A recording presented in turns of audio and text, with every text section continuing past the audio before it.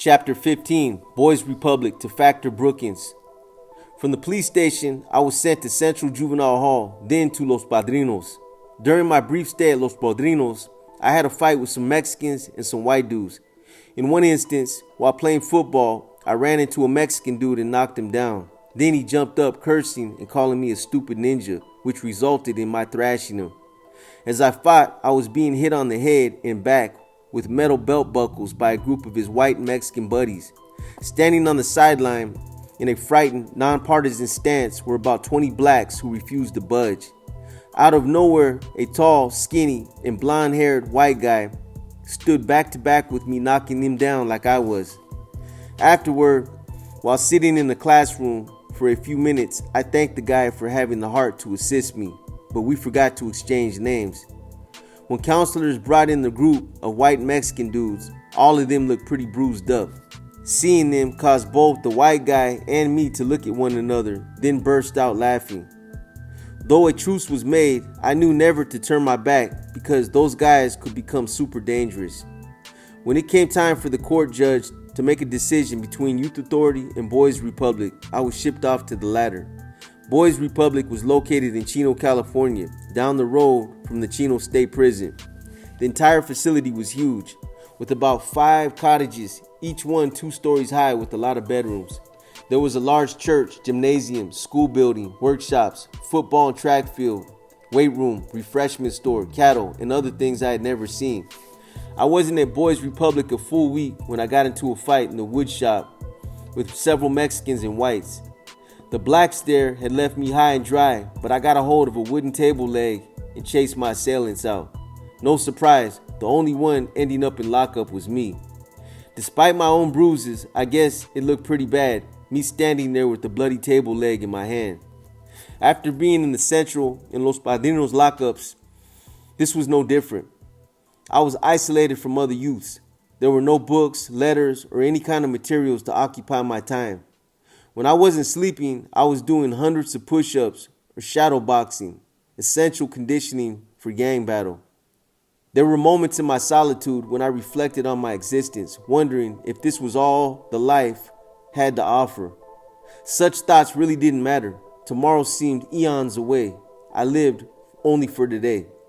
Isolation in lockup unit was designed to overpower a prisoner's mind with difference and fear, to shock a person into rehabilitation, nihilism, or psychosis.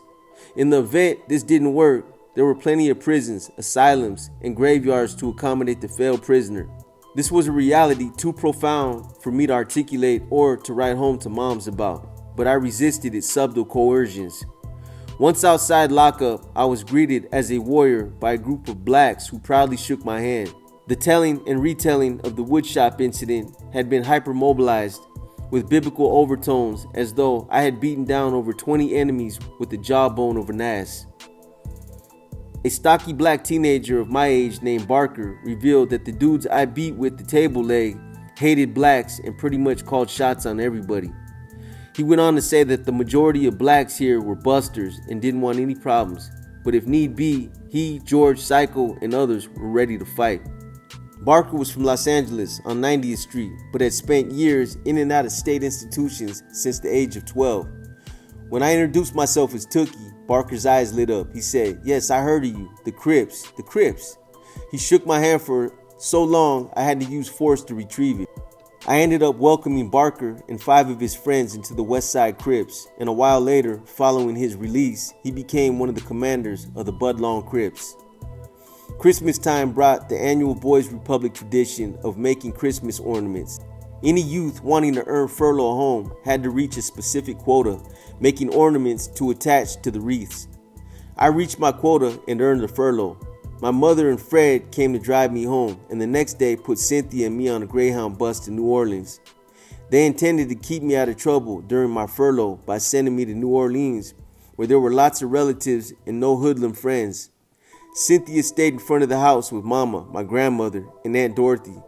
I stayed upstairs in the back with my cousins, Sonny and Turo. Both of them were amazed at my garb and asked if all California teenagers dressed like I did. I told them, of course not. Only Crips dress like this. I explained a bit to them about the Crips, then changed the subject. When I wasn't with mama enjoying her company and her home-cooked meals, I was working out with the 60-pound dumbbell I tucked away in a travel bag. Once I ventured out to a seedy spot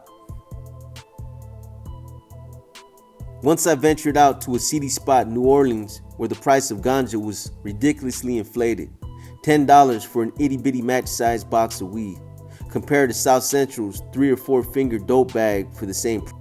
My cousins who were not into drugs convinced me not to jack the dealer for his dope because it would have brought heat down on them. My stay in New Orleans was quite nice, especially after I met a young lady whose hospitality was downright accommodating. Though I enjoyed the visit, I couldn't wait to get back home to California. Soon, Cynthia and I were waving goodbye and boarding the plane to fly back home. The next afternoon, I was back at Boys Republic driving iron in the weight room with Barker. I was briefly involved in the football program, which I enjoyed. I played wide receiver because of my speed. Playing against the public schools was interesting, although we lost every game, but a fight or two would break out afterward, allowing us to end the evening with a win. Sometime later, I gave the dorm leader a black eye for turning off the TV while we were watching it. I warned him not to snitch, but he did. The next day, I was expelled and driven home. I warned the counselor driving the van that he better not try to take me to juvie because I'd cause him to wreck. He assured me that that was not his intent.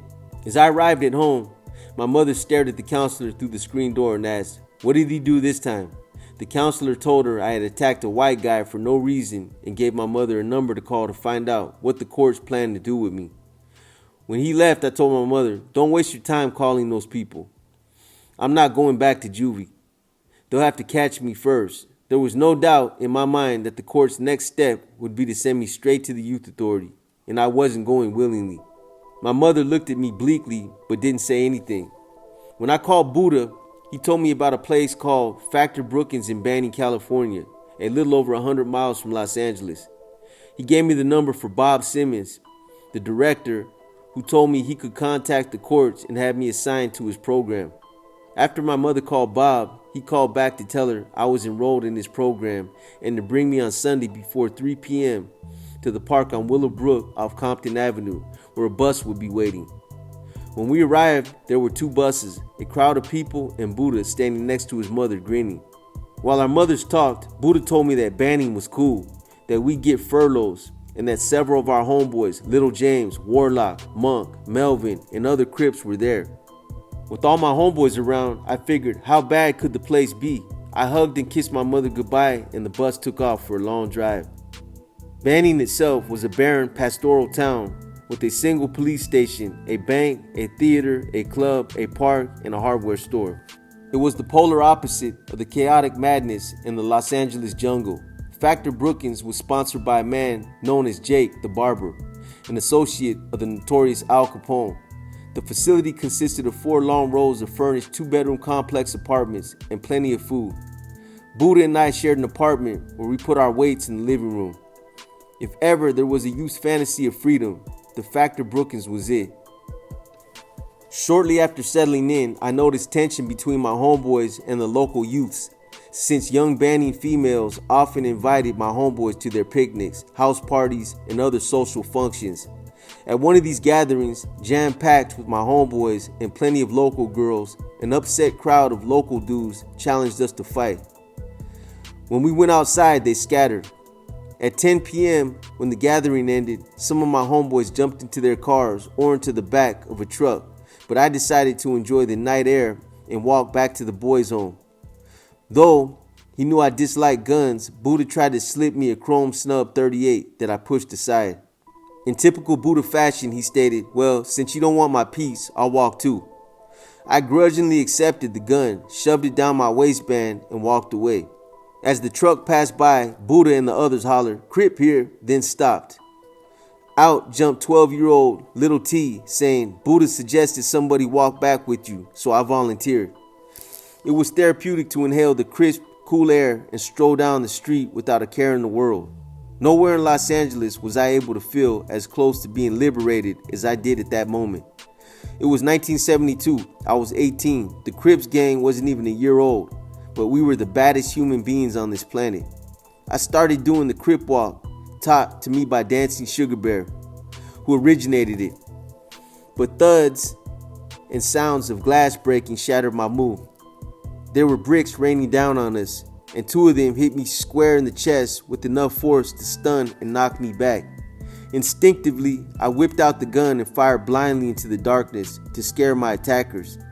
T and I trotted some distance until I stopped, bent over in pain. I told T to run ahead to tell the others what had happened. I walked down the middle of the street, peering around the houses, vacant lots and cars, anticipating another ambush, possibly a volley of bullets. From a distance, I could hear Buddha cursing and hollering out, "Who were those cowards? Let's go smash them." As Buddha, Warlock, and Little James got closer, I could see guns in their hands and rage in their faces. I told them it was too dark to see who it was, but I was sure it was the country bumpkins who challenged us earlier, then ran off. Buddha swore up and down he would avenge the attack. As I climbed into bed that night, I noticed 2 nasty and painful bruises. All I wanted to do was sleep the pain away, then come back strong for whatever. The last thing I remember before dozing off was Buddha telling me, "This won't take long, cuz. I'll be right back." Around 7 a.m. the next morning, I heard the sound of police radio and jumped up to see what was going on. Buddha was in the backseat of a patrol car, beaming with a wicked smile. As I approached the car, Bob told me that Buddha was accused of shooting up the movie theater that night and that he'd blasted at some of the locals, hitting one of them.